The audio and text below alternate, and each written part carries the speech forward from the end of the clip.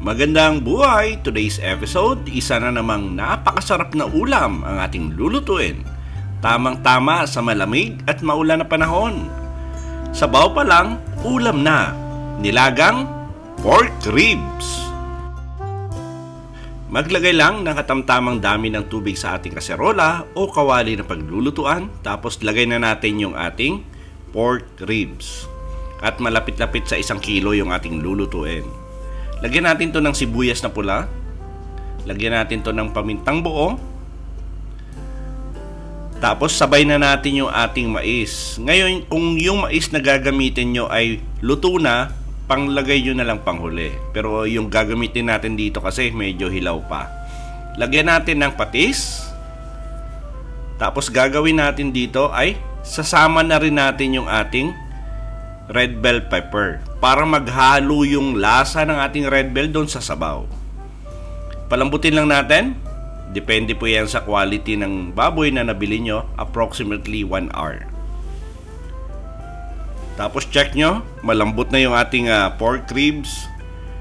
Pwede na natin lagay yung ating susunod na ingredients. Lagyan natin to ng flavor enhancer, 1 pirasong broth cube. Tapos lagay na natin yung ating patatas. Siyempre ay matigas yung patatas, kailangan din natin palambutin ng mga 10 minuto. After 10 minutes, check nyo muna yung patatas nyo kung malambot na. Tapos lagay na natin yung ating natitirang gulay, yung ating Baguio beans. Lagyan din natin to ng Chinese cabbage or Baguio pecha yung tawag natin dyan. At lagay tayo ng bok choy. Pag mahal yung bok choy sa Pilipinas, gamit na lang kayo ng pechay Tagalog.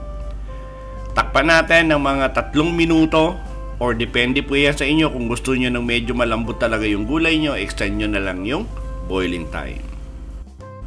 At pwede na nating i-enjoy yung ating pork ribs tilaga habang mainit pa. At sigurado po ako nagustuhan nyo yung recipe natin sa araw na to. Please like and share this video. At kung bago kayo sa ating kusina, please don't forget to subscribe at pindutin yung notification bell para updated kayo sa mga susunod pa nating masasarap na recipe. Salamat sa panonood at ito ang kusina ni Dan Levy.